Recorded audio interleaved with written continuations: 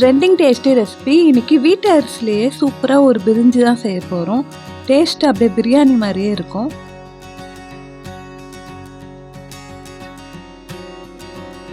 ருசியான பிரிஞ்சி செய்ய ஸ்டார்ட் பண்ணலாம். ஆயில் ஆட் பண்ணிக்கிறேன். கரம் மசாலாலாம் ஒன்று ஒன்று ஆட் பண்ணிடலாம். பட்டை 2, ஏலக்காய் 2,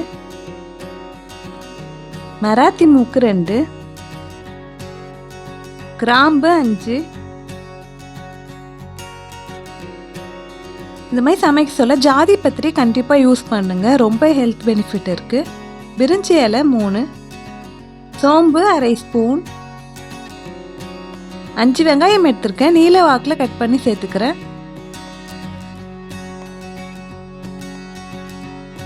பச்சை மிளகாய் 3 கீரி சேர்த்துக்கிறேன்.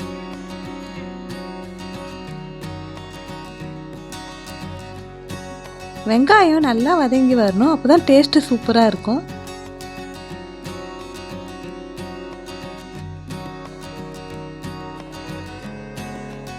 வீட்டு புழுங்கல் அரிசிலேயே நீங்களும் இதே மாதிரி ட்ரை பண்ணி பாருங்கள், அவ்வளோ நல்லா இருக்குது.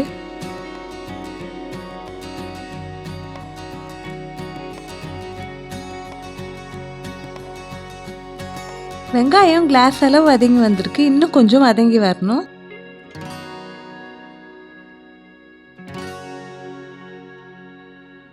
வெங்காயம் நல்லா கலர் சேஞ்ச் ஆகிருக்கு. இஞ்சி பூண்டு விழுது 1/2 ஸ்பூன் ஆட் பண்ணிக்கிறேன்.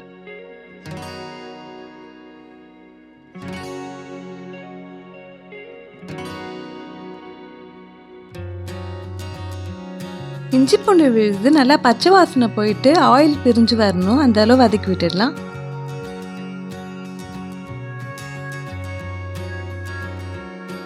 பழமான தக்காளி 3 ஆட் பண்ணிக்கிறேன்.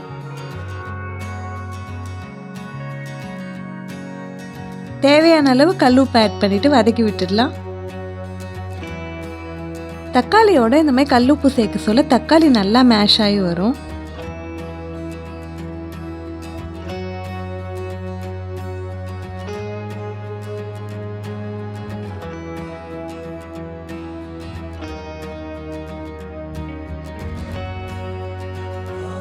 சுண்டல் நைட்டே ஊற வச்சிருந்தேன், இது வேக வச்சு எடுத்துட்டேன்.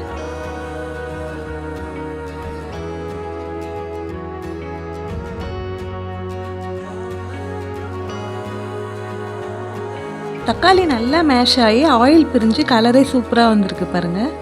இப்போ நூக்கல் சேர்த்துக்கிறேன். பிரிஞ்சிக்கு என்ன வெஜிடபிள் வேணால் நீங்கள் ஆட் பண்ணிக்கலாம், நான் இன்றைக்கி நூக்கல் தான் ஆட் பண்ணியிருக்கேன். உருளைக்கிழங்கு, வேக வச்ச பட்டாணியை ஆட் பண்ணிக்கிறேன்.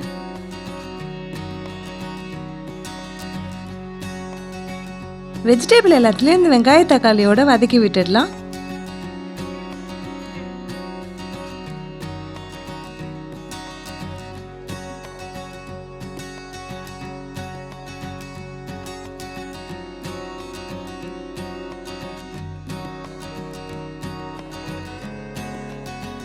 வெஜிடபிள்லாம் நல்லா வதங்கி வந்திருக்கு. மீல் மேக்கர் எடுத்துருக்கேன், 2-3 வாட்டி வாஷ் பண்ணிவிட்டு பிழிஞ்சு ஆட் பண்ணிக்கிறேன்.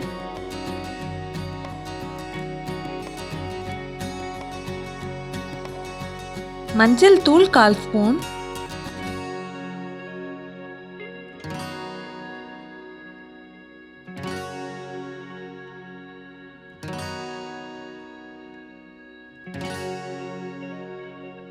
மிளகாய் தூள் 1 ஸ்பூன்.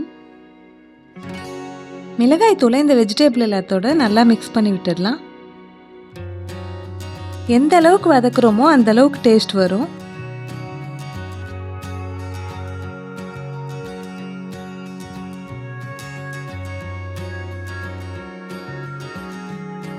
புதினா,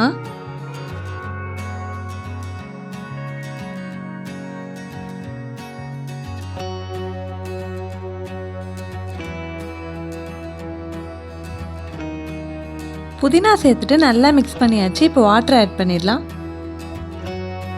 1/2 கப் அரிசி எடுத்திருக்கேன், அதுக்கு 4 கப் வாட்டர் ஆட் பண்ணிக்கிறேன்.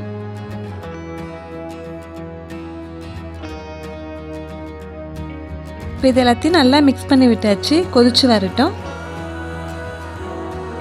ஊற வச்சிருக்க வீட்டு அரிசியை ஆட் பண்ணிடலாம்.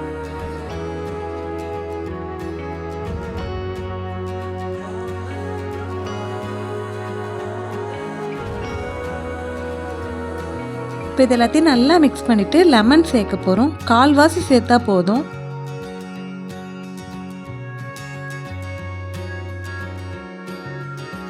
இப்போ இது நல்லா மிக்ஸ் பண்ணி விட்டுடலாம்.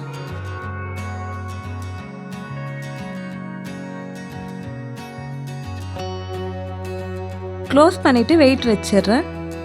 ஒரு 1/4 மணி நேரம் கழித்து கலந்து விட்டுட்டு திரும்பவும் மூடி வச்சுட்டேன்.